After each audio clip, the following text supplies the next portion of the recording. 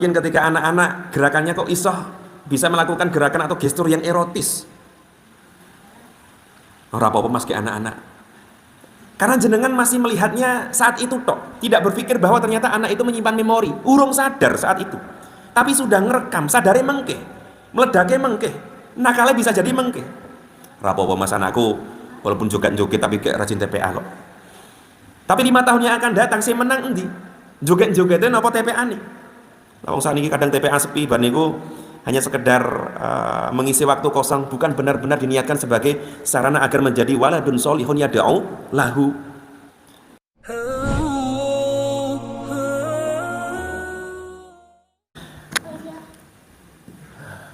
A'udzubillahi minasyaitonirrajim. Bismillahirrahmanirrahim.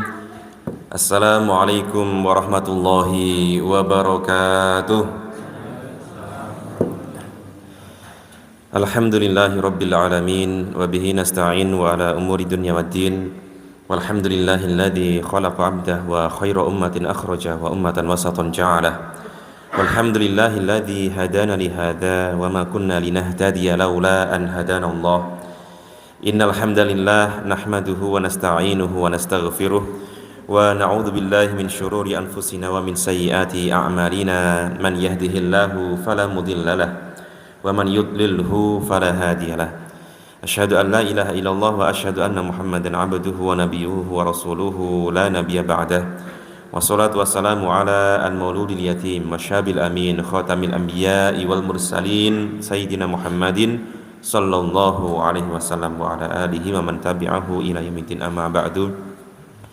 Ikhwani hakumullah, barakallahu fikum. Bapak Ibu, mas-mas, adik-adik yang al-fakir hormati, hamdan wa syukran wa thana'an hanya bagi Allah, segala puja dan puji hanya bagi Allah Subhanahu wa taala, bahwa Allah telah memberikan kita berbagai karunia dan kenikmatan. Allah telah menghidupkan kita kembali dari sesaat sebelumnya kita dimatikan sementara, kemudian kita dibangunkan, dan kemudian kita mengucap syukur alhamdulillahilladzi ahyana ba'dama amatana wa ilaihin nusyur. Itu bahwa Allah ternyata masih ngekip ngoten nggih.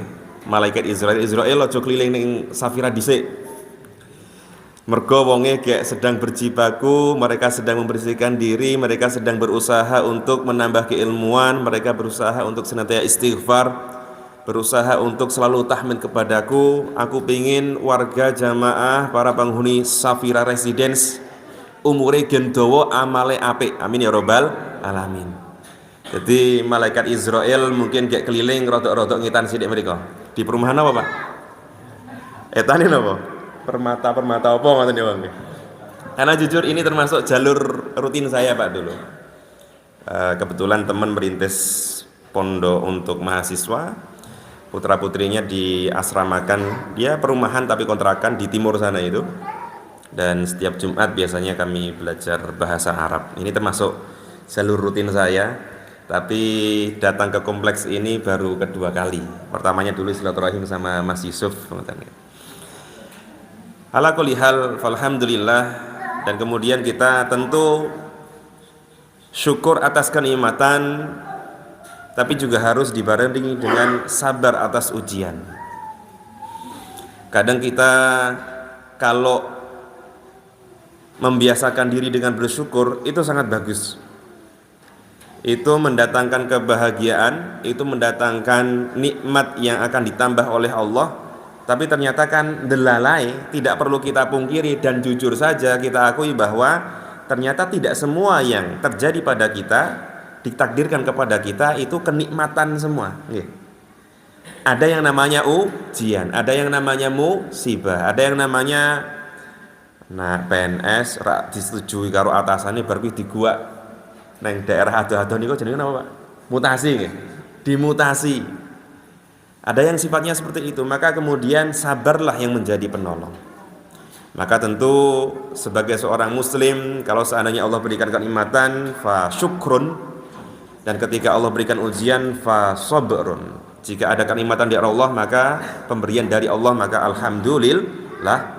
dan ketika Allah berikan kita ujian maka bersabar dan kemudian berusaha untuk memperbaiki dari kondisi tersebut. Tidak lupa salawat serta salam senantiasa kita haturkan kepada Nabi besar, Nabi agung, junjungan kita Nabi Muhammad sallallahu alaihi wasallam, an-nabiyul ummi, khatamil anbiya'i wa imamur rusul, yang hanya kepada beliau kita bermanhaj, berqudwah dan juga beruswah hasanah. Kepada beliau kita mengidolakan bagaimana beliau mengarungi kehidupan di duniawi ini, di dunia kita ini, dunia yang sama walaupun mungkin berbeda negara dan bahasanya, tapi insya Allah ada peristiwa-peristiwa, ada sesuatu yang menjadi titik persamaan antara kita wong Solo, wong Kartosuro dengan orang-orang yang hidup di belantara Arab sana. Pasti ada titik kesamaan, dan titik kesamaan itulah yang sedang akan kita gali. Bagaimana Rasulullah mengarungi kehidupan sehari-hari sebagai masyarakat biasa zaman dahulu. Bagaimana Rasulullah menghabiskan masa remajanya. Bagaimana kemudian beliau menjadi sosok seorang ayah, suami, menjadi panglima perang, menjadi dalam tanda kutip bukan sekedar tokoh agama lagi, tapi memang sebagai rujukan agama, sebagai muballighur risalah. Itulah yang insya Allah akan kita kaji malam hari ini, tentang bagaimana kita benar-benar bisa maksimal dalam bermanhaj, berqudwah, beruswah hasanah, menjadi mutabi'u Muhammad, menjadi followernya Nabi Muhammad sallallahu alaihi wasallam. Tentu ini kita berharap menjadi followernya yang bukan bertepuk sebelah tangan. Kita ingin kalau follow Nabi Muhammad juga follow back kita. Tentu bukan dengan cara napa nang Facebook nih kok approve the friendship apa follow back akun Instagram boten. Tapi dengan cara ridhonya Rasulullah adalah salah satunya kita mendapatkan syafaatnya. Kita mendapatkan syafaat udmanya dari Rasulullah, dan tentu semua itu atas izinnya Allah Subhanahu wa taala. Mendapat izin untuk meneguk telaga Kausarnya, yang kalau dalam Al-Jawahir Kalamiyah dikatakan man syariba minhu syurbatan fala yadma'u abadan. Barang siapa yang meminum air dari telaga Kausar tersebut maka fala yadma'u abadan, dia tidak akan merasakan dahaga sama sekali. Itu adalah telaga Kausar yang tenang, yang jernih, yang bening, yang menyegarkan. Kalau neng donyo kan paling sing menyegarkan Sprite. Kalau telaga yang tenang di dunia ini tidak semuanya menyelamatkan. Sungai di dunia ini di balik keindahannya kadang dia menyimpan bahaya. Kalau beberapa bulan yang lalu kita mendapatkan berita almarhum putra dari Pak Ridwan Kamil nih. Swiss Austria itu kan dikatakan sebagai menara airnya Eropa karena memang saking indahnya geografisnya Swiss dan Austria. Dan kadang bisa dikatakan bahwa gambaran sedikit dari imajinasi wa tajri min tahtihal anhar, mengalir di bawahnya sungai-sungai, ya kayak tau iyo rada-rada koyo Swiss napa Austria lah. Bengawan Solo niku ya eneng sampai, eneng pampers, eneng selimbai. Belum bisa dijadikan sebagai ilustrasi untuk wa tajri min tahtihal anhar. Dereng nih, kira-kira dereng lah. Walaupun tentu yang namanya keindahan surga yang Allah dan Rasulullah janjikan adalah keindahan yang paripurna, tidak bisa diwakili dengan gambaran di dunia. Tapi bukan lantas kita tidak bisa atau tidak boleh memotivasi diri bahwa keindahan duniawi itu ada. Dan kemudian keindahan ukhrawi itu lebih dan dia nyata dijanjikan bagi kaum muslimin ketika memenuhi syarat-syaratnya. Jadi santai mawon kalau seandainya pengen dolan, aku pengen ikut mas, pengen termotivasi agar punya gambaran janjane keindahan itu bagaimana. Tapi nak dolan teng Swiss nggih ajak-ajak mboten apa-apa. Dan tentu keindahan, ada keindahan yang untuk memanjakan mata kepala, ada keindahan yang untuk menenangkan mata batin, mata hati kita. Ikhwani hakumullah barakallahu fikum. Tentang judul yang Rasulullah sebagai sosok teladan duniawi dan ukhrawi. Ada dua kata kunci pertama nih nggih, duniawi dan ukhrawi. Memang perlu kita sebutkan agar apa? Agar berimbang. Persepsi kita sebagai muslim itu jangan mudah dikotak-kotakkan, jangan mudah dihadap-hadapkan, dibentur-benturkan, dimusuh-musuhkan, dikonfrontasikan, sidik-sidik oposisi, sidik-sidik konfrontasi, sidik-sidik beda, mboten. Bahkan sampai sesuatu yang berbeda itu tidak selamanya bermusuhan. Dan itu bukan sekedar jargon-jargon baru-baru ini mentang-mentang enak isu teror, mboten.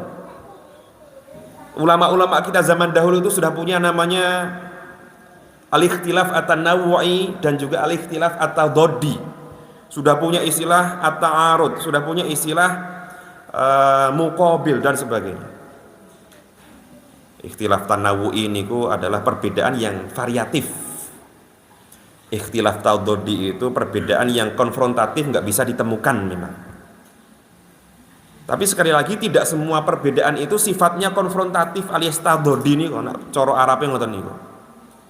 Al-ikhtilaf at-tadaddi dari kata-kata diddun. Banyak justru dalam agama kita itu beberapanya yang muktabar niku al-ikhtilaf at-tanawwu'i, perbedaan yang sekedar variatif. Contoh tafsir ada berapa saja? Nah, mboten jawab berarti mbiyen TPA ini bolosan nih Bapak Ibu sekalian iki. Delalah nurun yang anak-anake, gocur gini. Tafsir sing paling masyhur nggih, tafsir Ibnu Katsir, tafsir Bayudhawi, tafsir Jalalain. Dikatakan Jalalain karena dia ada dua Jalal nggih. Jalaluddin Sayuti sama Jalaluddin Al-Mahalli, karena Jalaluddin Suyuti beliau mengarang sebagiannya kemudian didahului oleh wafat. Nggih, tadi keburu dipanggil oleh malaikat Israil, wis dikangeni dening Gusti Pangeran Allah Subhanahu wa taala. Maka kemudian dilanjutkan dengan Jalaluddin sanese. Ada tafsir napa niku? Fi Dhilalil Quran. Ada tafsir An-Nasafi, ada tafsir As-Sa'di. Ada tafsir sing genrenya niku sains. Tafsirnya Syekh Al-Azhar. Tafsirnya Syekh Al-Azhar kula supen. Itu genrenya adalah sains. Kalau produk ulama lokal kita ada tafsir Buya Hamka, tafsir Al-Azhar. Tafsir Al-Manarnya Profesor Quraisy Shihab. Tafsir mbahnya Gusmus itu juga beliau punya Al-Ibris kalau nggak salah gitu. Tafsir produk-produk ulama kita. Itu yang sekedar beda, tapi bukan lantas menafikan satu dengan yang lainnya. Dia sekedar variatif. Perbedaan madhab, ada madhab napa mawon yang paling sepuh niku madhab Imam Abu Hanifah, ada Imam Maliki, ada Imam Syafi'i, ada Imam Hambali. Itu yang terlembagakan, terwariskan. Sampai sekarang ada buku-bukunya, ada rumusan-rumusannya, ada madrasah-madrasahnya. Bahkan dulu kami kalau pas kuliah dulu, penjurusannya itu satu kampus jurusannya yang syariah itu teman-teman syariah, ada jurusan perbandingan madhab, ada jurusan madhab Syafi'i, ada jurusan madhab Hanafi. Sebelumnya malah lengkap, ada 4 madhab, jurusannya itu 4 madhab memang. Kebetulan kemarin ketemu sama salah satu syekh yang kami guide, dan beliau termasuk putra dari Syekhul Azhar juga.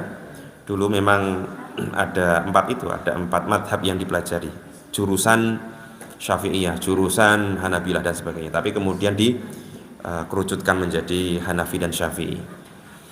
Kemudian itu yang terlembagakan, belum lagi madhab-madhab lainnya. Nah, Bapak Ibu sekalian, kembali ke tema tentang duniawi ukhrawi. Karena kita sebagai muslim kan eneng sing ngepenke muslim itu yang progresif, yang modern, yang logis. Apa itu? Mimpi-mimpi ketemu Rasul, mimpi-mimpi ketemu ulama. Apa itu yang namanya karomah-karomah? Apa itu wali songo ki apa wis mistis-mistis tok isine. Muslim itu ada yang seperti itu, menafikan secara mutlak sisi kekaromahan, sisi apa nggih kegaiban. Bahkan sampai kemudian berlebihan menafikan adanya dai-dai yang membawa risalah Islam secara bijak yang namanya Wali Songo. Janjane nggih mboten songo, lebih dari 9. Kemudian di sisi lain ada yang menjadi muslim fokus pada hal-hal yang mistis tok. Sampai kemudian menafikan syariat yang sifatnya zahir. Salat kok kayak gibah, mending aku ora salat tapi hati kursek. Ngeklaim hati resik padahal dia terjerumus dalam kesombongan. Napa salat ora perlu suwe-suwe, ora perlu rutin, sing penting noto atine. Sing dijilbabi iki rasa rambute. Sing dijilbabi atine. Kadang kan ada yang tembung-tembung ngoten niku, lucu sih. Wes tuwa lucu ngene. Lucu secara statementnya, pemikirannya. Maka mempelajari sesuatu yang sifatnya duniawi sama ukhrawi itu bukan sesuatu yang aib. A'udzubillahi minasyaitonirrajim. Bismillahirrahmanirrahim. Wala tansa nasibaka minad dunya. Itu kan bagian bahwa kalau lengkapnya wabtaghi ma atakallahu darul akhirata wala tansa nasibaka minad dunya, dan carilah, ibtaghi niku carilah, berusahakanlah fima atakallahu darul akhirah, apa-apa yang Allah berikan kepadamu untuk akhirat. Kita kan belum merasakan akhirat. Ini baru fase pertama dunia sebagai darul amal. Tapi sejak awal Allah mengatakan wabtaghi fima atakallahu, dan carilah, usahakanlah, jadikanlah, konversikanlah apa-apa yang Allah berikan kepada kamu di dunia ini untuk orientasi akhirat. Namun demikian, walaupun kamu orientasinya akhirat, tapi wala tansa nasibaka minad dunya, jangan kamu lupa bagian kamu dari dunia. Dan kita akan pelajari bahwa ternyata Rasulullah dan para sahabat pun juga mengajarkan bagaimana kita berduniawi dan bagaimana kita berukhrawi. Maka dari beberapa metode ada yang menyisirnya dari mempelajari pribadi Rasulullah secara runut nih, dari usia masa kanak-kanak, remaja, dewasa, sampai kemudian sampai beliau bertemu dengan Ar-Rafiqul A'la, sampai beliau diwafatkan oleh Allah Subhanahu wa taala. Ada juga yang mempelajari Rasulullah secara tematik, kesabaran Rasulullah atau keikhlasan Rasulullah atau kecerdasan Rasulullah. Ada pembahasan-pembahasan yang seperti itu. Maka pada malam hari ini mungkin secara globalnya kita akan sampaikan tentang bagaimana secara singkat Rasulullah mengawali masa anak-anak beliau. Karena ternyata Rasulullah itu pernah menjadi anak-anak, sanadyan ketika itu Rasulullah belum diangkat menjadi nabi. Emang perlu Mas dipelajari? Kan Rasulullah baru diangkat ketika umur 40. Iya. Tapi kita perlu membuka diri bahwa kebaikan, kesopanan atau hal-hal positif lainnya itu memungkinkan ada bagi orang-orang lain, bahkan ketika mereka posisinya belum sebagai seorang muslim. Rasulullah sebelum diangkat sebagai nabi pun juga demikian. Ternyata sejak dahulu kala beliau sudah tumbuh kembang dengan lingkungan yang positif. Artinya kita kan pengen berdakwah, kita kan pengen berbagi keselamatan, berbagi ketenangan, berbagi peluang untuk mendapatkan ridhonya Allah Subhanahu wa taala. Maka pintu-pintu untuk mengajak orang-orang luaran sana itu ya harus dengan bahasa mereka dulu, bilughati qaumihim, dengan bahasanya mereka. Maka tidak mengapa kalau seandainya kita juga mempelajari sirah Nabi itu sejak kecil. Kalau versi utuhnya, saya pernah di Solo niku total 5 tahun, 2 tahun pulang pergi, 3 tahunnya ngontrak di Jajar, di sekitar 2 tahun kurang atau mungkin 1,5 tahun lah saya rutin ngisi di MQFM, manajemen kolbu, itu tentang sirah itu. Ya sejak Rasul masa kanak-kanak, kondisi geografisnya, kondisi sosiologisnya orang-orang Arab sana dan sebagainya. Dan saya seneng banget. Kenapa enggak? Sesuatu yang mungkin belum pernah saya dapatkan pas pesantren, pas kuliah di Timur Tengah, tapi ternyata itu kita dapatkan ketika kita ngaji sirah. Dan akhirnya ketika kita ngaji sirah itu kita mendapatkan versi Rasulullah secara komprehensif, lengkap. Kan sebagian enten yang meretel ini loh. Entah dia mereteli sifat ketuhanan, mereteli bangunan-bangunan keagamaan, termasuk juga mereteli sifat-sifat Rasulullah. Sing siji ngeklaim Rasulullah itu welas asih. Rasulullah itu mengedepankan maaf. Rasulullah itu penuh dengan kelembutan. Tapi kemudian menafikan sisi Rasulullah ternyata juga menghukum. Rasulullah ternyata juga ketika memberikan motivasi, memberikan peringatan, beliau juga menaikkan intonasi kata-katanya atau suaranya. Ternyata Rasulullah juga menjalankan yang namanya haddus sariqah alias hukuman bagi pencuri. Rasulullah ternyata juga melakukan yang namanya peperangan. Dan bahkan saya ingat ungkapan dari almarhum Kiai Hashim Muzadi, ketua PBNU dulu, ketika gontor ulang tahun dihadirkan nih, dia menghadirkan tokoh Muhammadiyah Din Samsudin ketika itu, dan juga menghadirkan tokoh PBNU Kiai Haji Hashim Muzadi almarhum. Beliau mengatakan ketika itu Rasulullah itu pernah diserang tapi tidak membalas menyerang, pernah diserang tapi membalas menyerang, tapi juga pernah melakukan ekspansi dakwah. Dan ketika itu bukan dengan peperangan, tapi intinya sisi napa nggih? Sisi ngajak-ngajak niku eneng ngoten. Sisi aktif itu ada, bukan sekedar pasif tok ngoten. Kadang kan ada sing penting iki urusane dhewe-dhewe rasa ganggu liyane. Awake dhewe ya urung patiya soleh, urung patiya ngalim dan sebagainya. Ya kadang memang dipretel-preteli ngoten niku, tapi ketika kita mengaji sirah nabawiyah maka kita akan menemukan pribadi Rasulullah niku sempurna. Kalau sempurna secara napa nggih? Sempurna secara level nggih. Itu la raiba fihi niku, tanpa ragu-ragu kita katakan ya, Rasulullah sempurna secara level. Tapi maksudnya komprehensif tadi. Ada sisi duniawinya, ada sisi ukhrawinya. Maka pertama ketika anak-anak nggih, agar kita bisa mengambil tarbiyah atau pengalaman Rasulullah ketika menjadi anak, tapi juga mengambil pengalaman Rasulullah ketika mempunyai anak.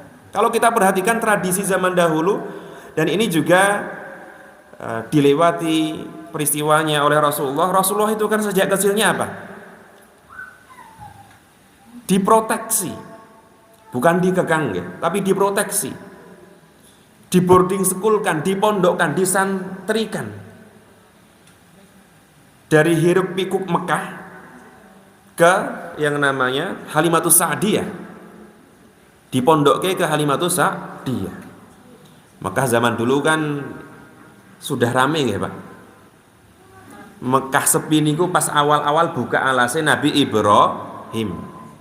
Ketika Nabi Ibrahim mengatakan, ya Allah sesungguhnya ini askantu min dzurriyyati fi wadin ghairi dzi zar'in, ya Allah sesungguhnya aku telah titipkan, sudah aku tempatkan keluargaku ini di wadin, di sebuah bukit yang ora neng tandurane. Kalau kita wong Indonesia, terutama wong Jawa mungkin, ketika mendengar bukit, hutan, gunung itu kan imajinasinya bunga edelweiss, neng merbabu Merapi indah, bunga bertaburan di mana-mana. Itu versi Indonesia. Kalau bukit atau gunung di Arab sana kan apa? Tandus kan Pak. Isine watu tok. Jenengan sebatkan apa Pak? Jabal Nur. Nggih watu. Guane kan nggih gua Hiro itu kan lempengan-lempengan batu toh.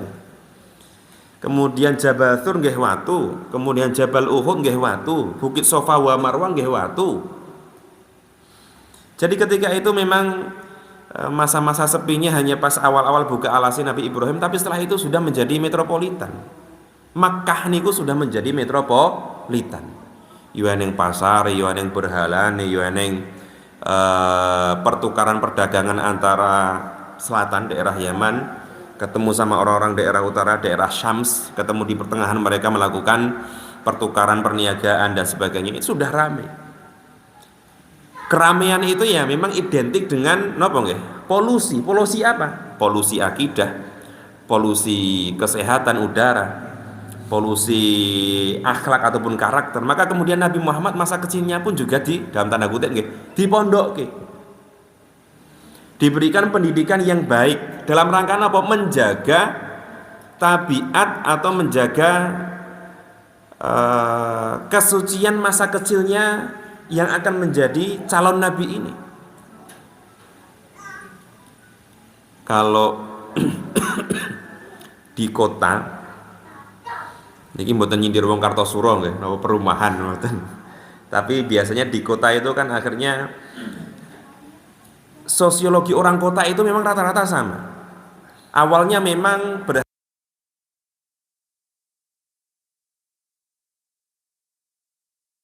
yo ngamen tapi meksa, yo ngemis tapi meksa. Akhirnya terbentuklah yang namanya karakter menjaga diri. Awalnya memang itu wajar. Nah kalau nggak tegas kadang diplereti kok mas. Nah orang tegas yo ngono kayak mas, dipisui barang kok mas. Tapi kemudian akhirnya menjadi karakter-karakter yang tertutup. Dibanding wong desa kan, berarti wong desa jarak 2 kilo 3 kilo kan tesih kenal ya pak, tesih tepang, masih tegur sapa ngoten niku. Kota kadang memang seperti itu. Dan kalau seandainya di Timur Tengah sana, Mesir ibu kotanya Kairo, itu dulu ketika kami rasakan ya mas, Kairo sama daerah itu bedanya jauh. Kalau kita di Kairo walaupun negara Islam, kemudian ada universitas Islam tertua, tapi yang namanya wong kutho niku nggih ngoten niku. Seminggu pertama kali itu saya mendapatkan wong gelut niku wong telu. Baru seminggu di sana dihadapkan sama orang apa nggih? Iya, pisu-pisuan gelut ngoten niku 3 kali saya. Apalagi kalau mereka misu-misu kan ora penak dirungokke. Nak misuwe wong Jawa niku kan nyebut ngabsen nama-nama kebun binatang ya, Pak. Tapi nak mriko niku sampai dikata-katakan yo anake ABCD ngoten niku, sampai kemudian lebih parah lah ibaratnya, lebih parah. Nah, Bapak Ibu sekalian, karena ketika itu Rasulullah hidup di metropolitan awalnya nggih, metropolitan Mekah, maka insting orang tua ingin menumbuh kembangkan anaknya pada sebuah kondisi dan lingkungan yang baik, yang sehat. Sehat secara jasmani, sehat secara kultur kemasyarakatan, agar tabiat anak itu masih terjaga, agar fitrahnya anak itu tumbuh kembangnya itu natural. Oke lah dia ada masa anak-anaknya, masa manja-manjanya, tapi kemudian di waktu yang akan datang dia akan punya nafsu, dia akan mengenal yang namanya lawan jenis. Kalaupun toh dia sampai di jenjang itu, maka biarkan dia tumbuh secara natural, bukan secara dipaksakan. Nah, Bu Risma niku ketika nutup ndoli itu kan salah satu yang membuat beliau terenyuh kan ketika wong SD kok melakukan perbuatan seperti itu dengan orang tua, nenek-nenek. Sempat viral kan ini mungkin. Atau mungkin ya kalau melihat data niku kan kathah, Pak.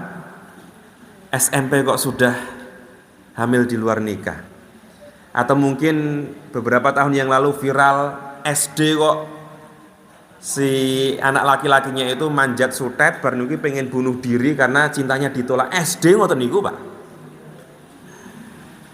Atau mungkin pas kula enten jajar cah cilik kok lagune Nela Karisma sing jaran goyang niku lho, Pak.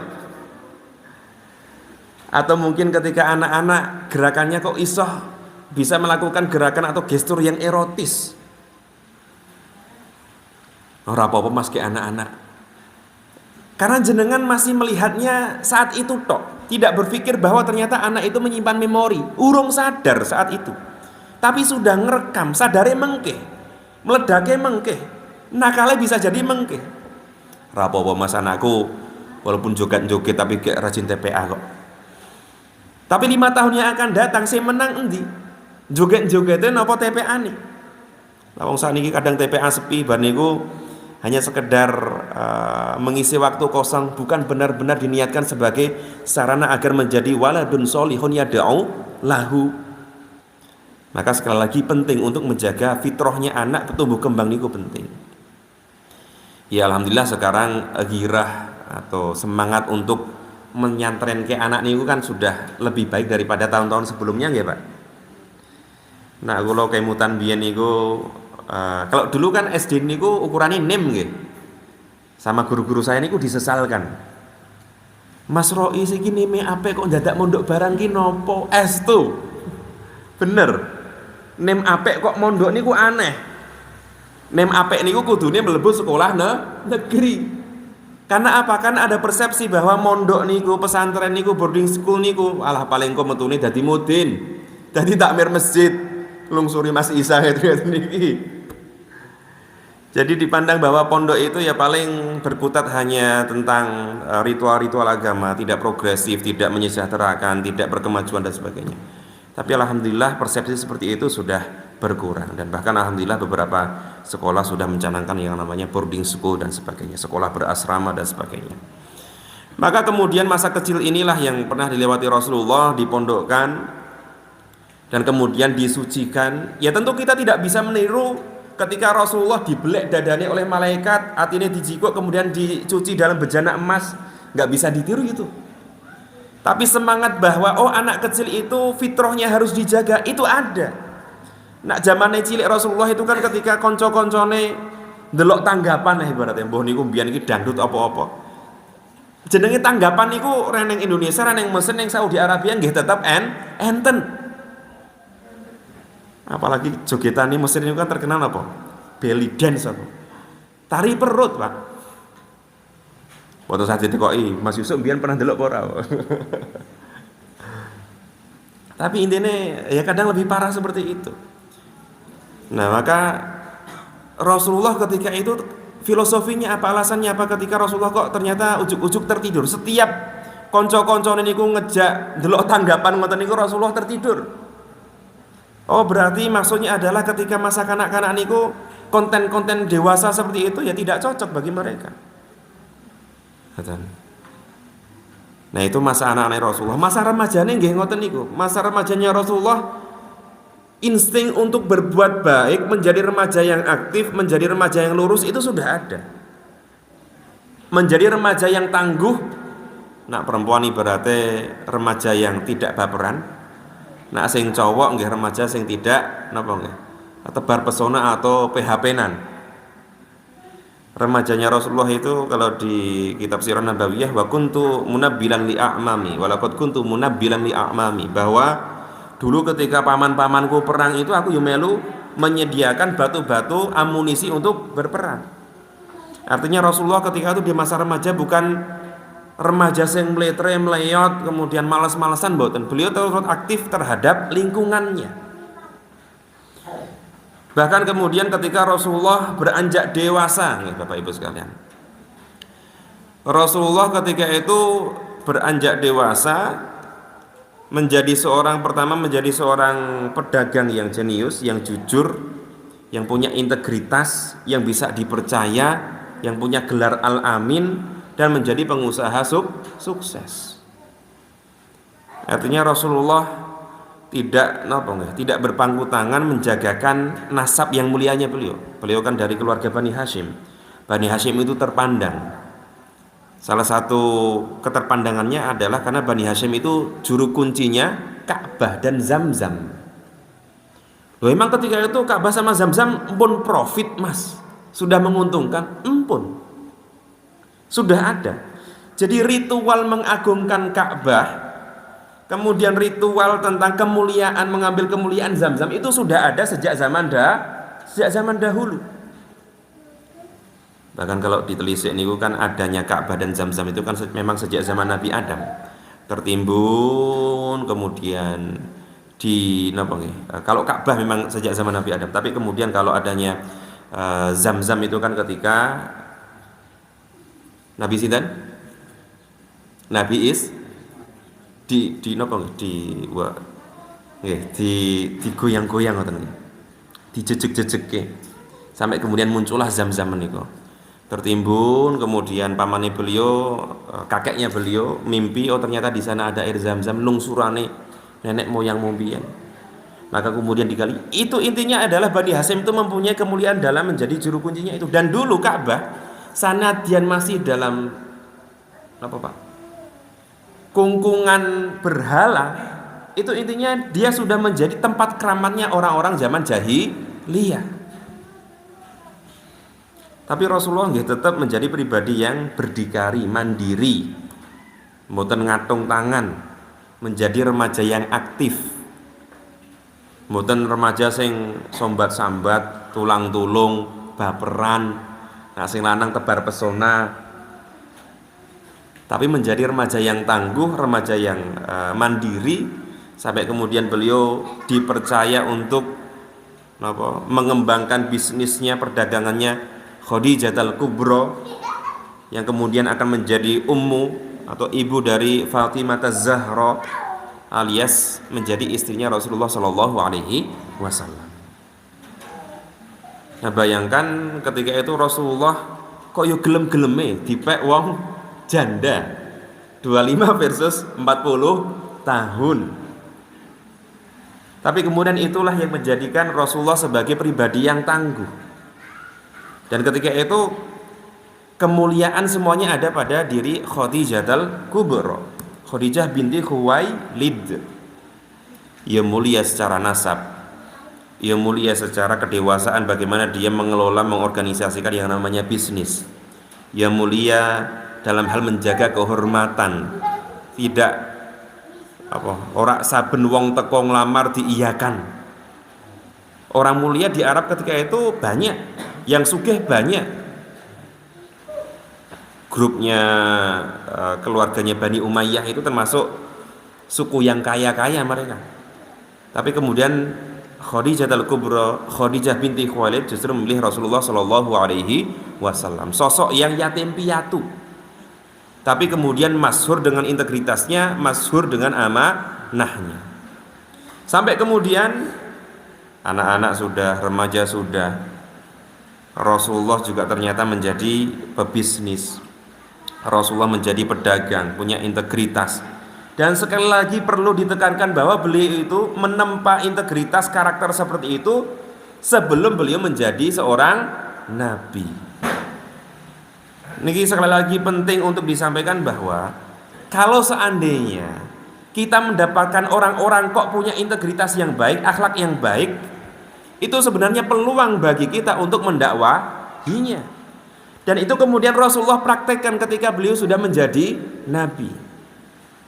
Beliau kan berdoa antara Abu Jahal yang namanya aslinya Amru dengan Umar bin Khattab. Ya Allah, jadikanlah di antara dua Umar ini salah satunya menjadi penolong agamamu.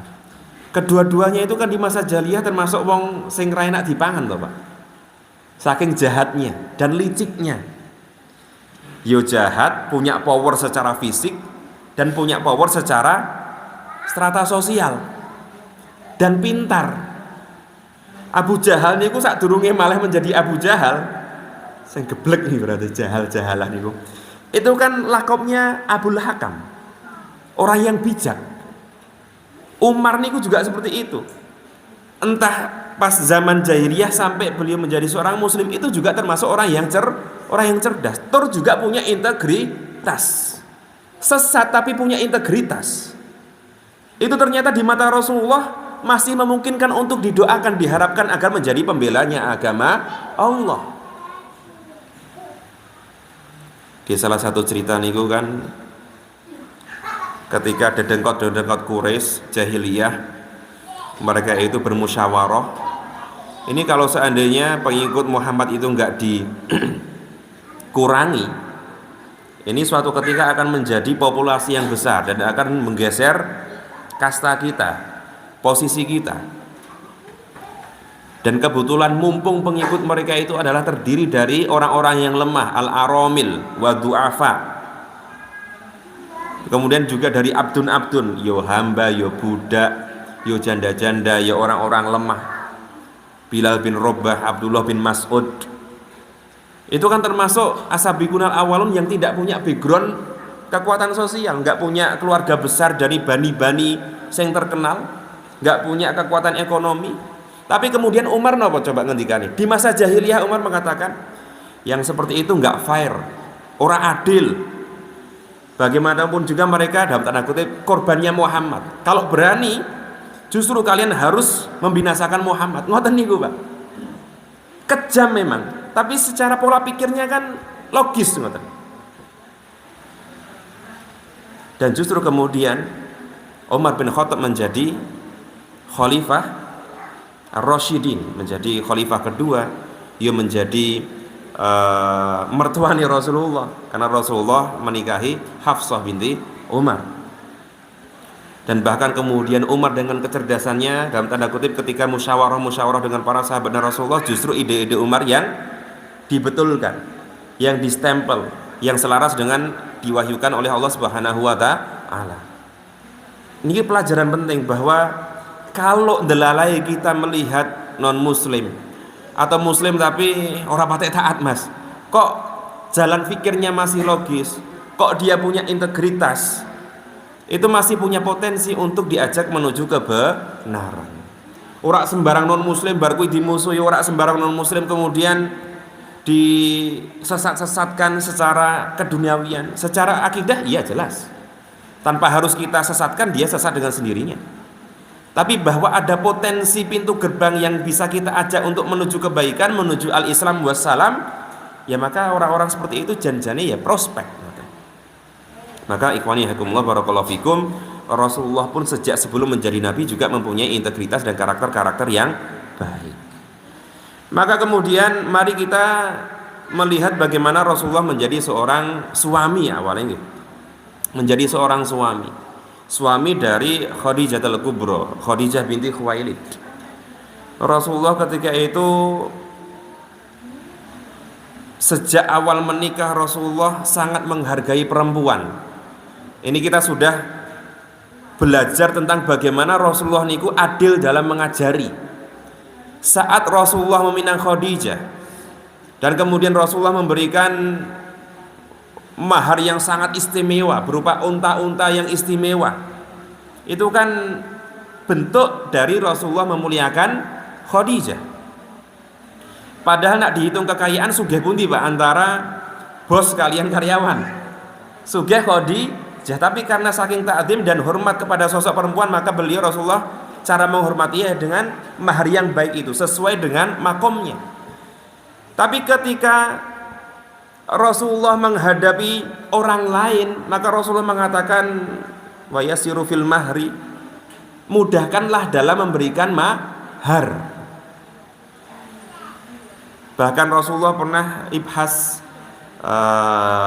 walau khotama minal hadid, raketang ali-ali sing saka bahane hadid napa besi, itu jadikan mahar. Mahar yang baik adalah mahar yang memudahkan si laki-laki. Itu kan imbang, Pak. Atau mungkin contoh keseimbangan lainnya. Dalam surat Ad-Duhan itu ada kata-kata wa amasa ila fala tanhar.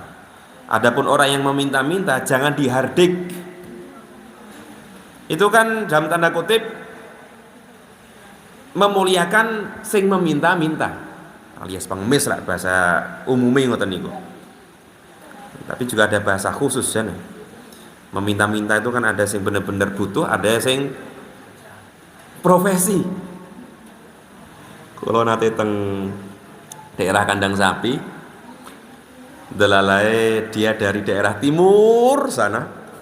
Sing biasanya tutulan sate nih kalau Pak, daerah Madura. Sudah lama di Solo, kemudian ada pengemis yang datang ke rumah dia minta-minta. Bapak teman saya itu bilang, karena dia memang wong lorone antara yang diminta sama meminta podo-podo medu rone. Bapak teman saya termasuk yang sudah berdomisili lama di Solo, kemudian kedatangan pengemis dari Madura itu, wes napa rene mulih kono, ngomahmu okeh sapi wes sugih dadak rene mengemis-ngemis. Karena ternyata ya itu ngemis sebagai profesi. Dan non sewu bagi teman-teman yang pernah gen adil lah, rakyat Indonesia tok, yang pernah ke daerah Saudi Arabia di pelataran Masjidil Haram niku kan ada sing ngemis-ngemis lho Pak. Niku nak didadekke PT atau CV niku nggih sugih-sugih. Drop-dropane niku tumpakane Ford sing 4WD niku lho Pak. Terorganisir niku. Kembali ke tadi bahwa di satu sisi ada kata-kata wa amsaila falatanhar. Adapun yang minta-minta jangan kamu hadik. Tapi di sisi lain dalam bab tersendiri, bab targhib nih. Tarhib wa targhib di Riyadhus Shalihin atau satu bab yang membahas tentang mencela orang yang meminta-minta. As-sa'il. Bahwa dalam beberapa hadis dikatakan salah satunya bahwa orang yang meminta-minta itu yang tanpa alasan itu di kemudian hari salah satu siksaannya adalah mereka mencakar-cakar wajahnya sendiri, memperburuk muka sendiri. Artinya apa? Proporsional, komprehensif. Ada saatnya kita tegas sama orang sing meminta-minta nggak jelas itu, tapi ada kalanya kita welas asih kepada orang yang benar-benar meminta atau tidak meminta tapi dia membutuhkan. Ini seimbang. Rasulullah pun juga mengajarkan keseimbangan seperti itu. Tatkala beliau menikahi Khadijah, beliau memuliakan Khadijah dengan mahar yang seperti itu. Tapi kemudian ketika Rasulullah menjadi nabi, kemudian mengajari sahabat-sahabatnya yang mungkin secara ekonominya biasa, maka ya tetap diajarkan mahar yang baik adalah mahar yang mudah bagi laki-laki. Bahwa kemudian Rasulullah juga bukan termasuk orang yang jaim. Rasulullah termasuk orang yang napa nggih welas asih apa adanya terhadap istrinya. Beliau pekewuh untuk mengganggu istrinya ketika pulang malam hari. Rasulullah paham bahwa al-rijalu qawwamuna 'alan nisa, laki-laki itu pengayom bagi perempuan. Pengayom itu kan salah satu hasil tafsir pemahaman. Kalau dikatakan pengayom itu kan dia yang memayungi, mengayomi, tapi janjane kata qawam itu kan juga ada unsur dominasinya. Nun sewu nggih ibu-ibu nggih. Bahwa qawamun itu dari kata-kata qaim, bahwa ya laki-laki itu memang fitrahnya adalah sebagai sosok yang menjadi pemimpinnya para perempuan. Ada unsur dominannya memang. Jadi ya rada aneh kalau seandainya kemudian laki-laki selalu kalah dengan bojo galaknya masing-masing. Bahwa ngalah dengan bojo galak niku mboten napa apik.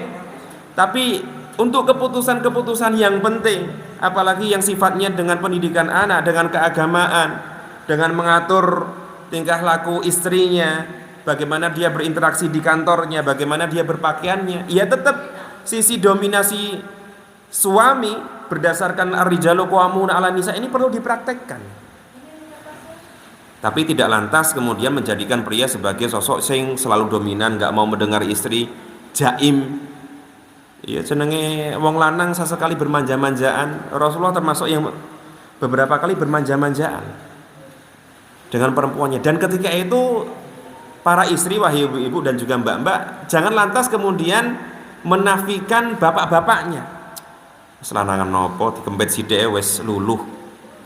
Dikloni sithike wis luluh dan sebagainya. Itu tidak lantas menafikan sisi kehormatan si laki-laki. Artinya manjanya si suami, kemudian napa nggih? Ya tadilah bermanja-manjanya suami itu tidak lantas menjadikan si istri menafikan sisi kehormatan daripada si laki-laki.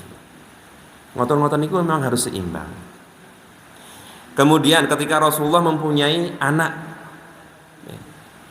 entah anaknya secara biologis ataupun anak orang lain, artinya Rasulullah ketika menghadapi anak-anak, salah satunya yang muncul itu kan tentang Anas bin Malik. Anas bin Malik itu suatu ketika dikon Rasulullah untuk menuju sebuah tempat tertentu. Ketika itu Anas bin Malik masih kecil, tapi kemudian Anas bin Malik meletre. Eneng tanggapan ada ya semacam pertunjukan di tengah jalan. Beliau Anas bin Malik kecil ketika itu akhirnya delok tontonan. Rasulullah kemudian goleki cah cilik iki ngendi dikon tuku apa nggih? Dikon menjalankan sebuah misi. dikon tuku sesuatu, dikon menyampaikan sesuatu kok ora teko-teko. Maka kemudian Rasulullah menyusuri jalannya Anas bin Malik tadi, kok ndelale ketemu lagi ndelok tanggapan. Yang dilakukan Rasulullah apa-apa lantas marah-marah, kemudian cengkiwing, kemudian jeweri, dasar anak nggak mau diatur, aku tuh nabi. Tidak, tetap pakai bahasa kekanak-kanaan. Wahai Anas bin Malik, tidakkah engkau ingat tentang apa yang aku sampaikan kepadamu? Itu kan bahasa pertanyaan gitu. Tidak langsung dengan menghardik, tidak langsung dengan memarahi. Jalingan bora mau dikon opo, ibaratnya ngoten niku lah cara Jawa nih. Orang tua pun juga napa nggih? Di sisi lain orang tua itu punya kehormatan, punya dominasi, wajib ditaati, birrul walidain. Surga di bawah telapak kaki ibu. Kurang mulia apa coba orang tua? Tapi kemudian itu semuanya tidak lantas menjadikan orang tua selalu pasang napa nggih? Profil galak, profil nyengeni, profil marah-marah, enggak. Sisi anak-anaknya dari orang tua itu juga harus muncul. Ibaratnya bapak napa ya dadi dino-dinonan, dadi jaran-jaranan. Napa bapak bercanda dengan anak itu juga muncul dalam diri Rasulullah Shallallahu alaihi wasallam. Yang gendong pas salat, ya napa nggih? Ya ngladeni dalam tanda kutip ngladeni ketika khutbah. Hasan Husain itu kan Rasulullah itu pernah menjadi anak, pernah menjadi suami, dan kemudian pernah menjadi ayah, dan pernah menjadi kakek. Mbah 1, 2, 3 hadis posisi-posisi itu pernah direkam oleh para sahabat dan kemudian diriwayatkan kepada kita. Ya gulam samillaha wa kul biyaminika, wahai cah cilik, ya gulam, wahai cah cilik, wahai anak, samillaha, nak mangan bismillah dhisik, wa kul biyaminika, maem pakai tangan kanan, wa khud mimma yalika, jiko sing paling deket dhisik. Itu kan ajaran-ajaran yang memudahkan. Maka alhamdulillah ilmu parenting itu janjane ya insya Allah akan bertemu dengan namanya ilmu adab Islami. Tapi kemudian tentu kita perlu perlu filter juga. Kadang kan bahwa anak-anak itu jangan terlalu sering disengeni, iya. Tapi tidak lantas artinya orang tua kehilangan ketegasan terhadap anak. Termasuk kadang kan teknisnya bisa didebatkan. Kadang ada parenting yang cara pandangnya jangan bilang jangan ke anak, nanti mematikan imajinasinya atau tumbuh kembangnya. Ya, tapi ternyata kan dalam khazanah Islamiyah kita ya kata-kata la tusyrik billah. Wa idh qala Luqmanu libnihi, bahwa Luqman ketika berwasiat kepada anaknya ya pakai kata-kata la tusyrik billah. Tapi tentu yang diperhatikan adalah tentang intonasinya, intensitasnya, ngoten niku. Artinya jangan kemudian serba mengiyakan ilmu duniawi tapi kemudian menafikan ilmu ukhrawi karena wis kadung minder. Nah, Islam paling yogur dalil-dalil ngono tok. Tidak ada yang namanya dalil tentang parenting, dalil tentang etos kerja, dalil tentang profesionalisme. Janjane ada. Tapi mungkin ya memang fase beragamanya kita dulu itu kan mungkin rodok pasif. Beragama ki zikir wae ning masjid. Perbaiki dirimu dulu, rasa ngurusi liyane. Rasa macam-macam, sementing sholat khusyuk. Itu kan sebuah kebaikan yang kemudian dibenturkan dengan kebaikan lainnya yang seharusnya dia itu bertemu. Baik secara pribadi itu juga seharusnya baik secara komunitas, secara keluarga, secara tetangga, secara perumahan dan sebagainya. Nah, kadang itulah yang perlu kita ketemukan antara aspek-aspek duniawinya Rasulullah dengan ukhrawinya Rasulullah Shallallahu alaihi wasallam. Dan ikhwan ya hayakumullah barakallahu fikum. Bapak-bapak, ibu-ibu sekalian, itu duniawinya Rasulullah, ukhrawinya Rasulullah Shallallahu alaihi wasallam itu memang harus kita pelajari secara seimbang.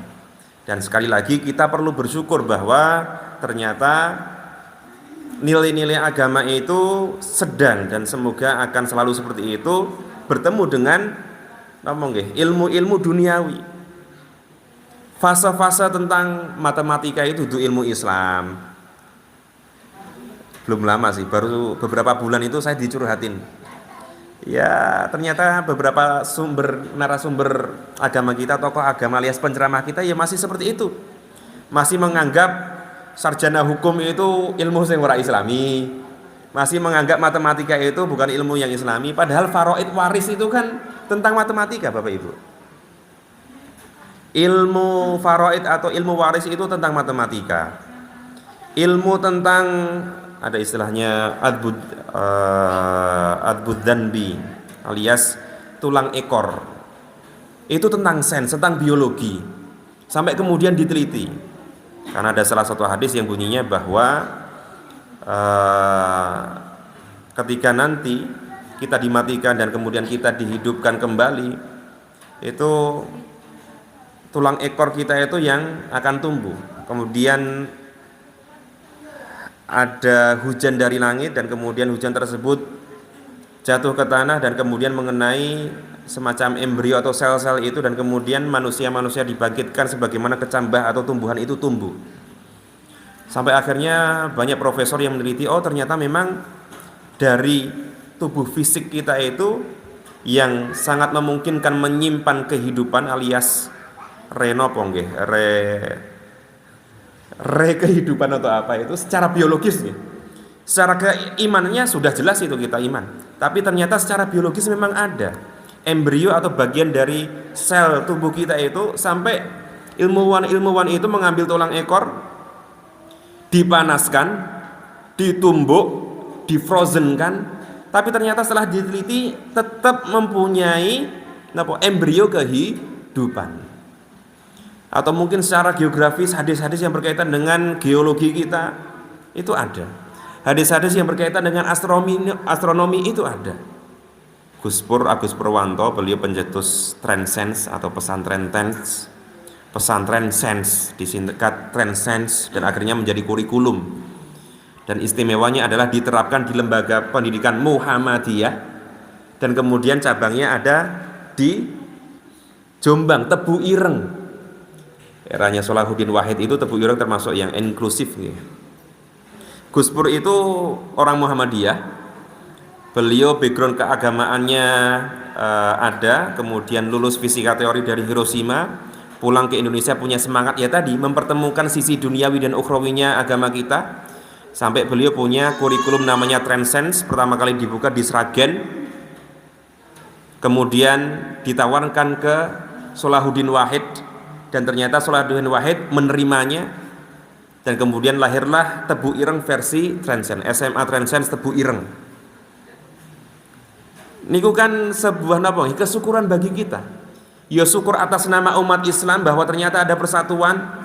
Ya syukur atas nama Islam, ternyata Islam sudah kembali ke track yang benar.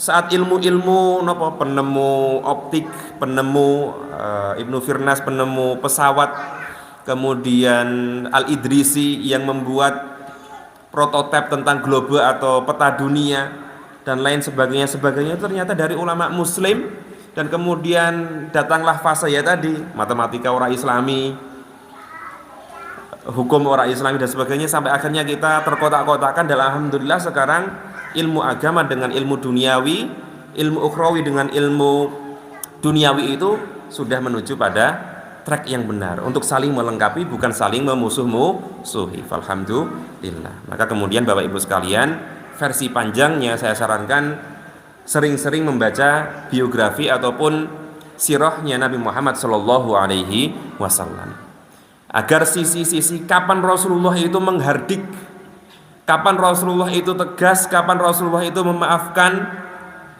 kapan Rasulullah itu bersikukuh dengan ketetapan beliau sebagai Nabi, tapi juga kapan Rasulullah itu ternyata juga berkompromi, itu ada semuanya dalam sirah Nabawiyah.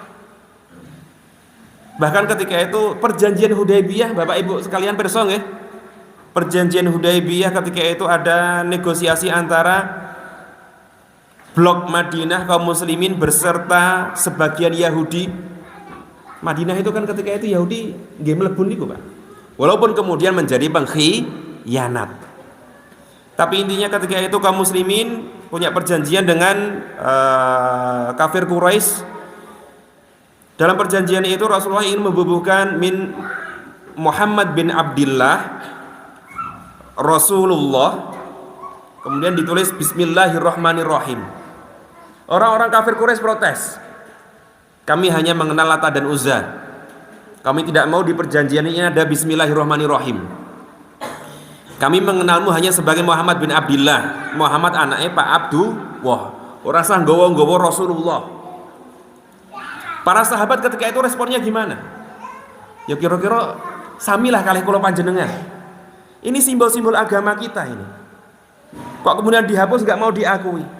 Tapi Rasulullah paham mana yang urgent, mana yang prioritas, mana yang kemudian bisa mengikutinya. Rasulullah ternyata apa?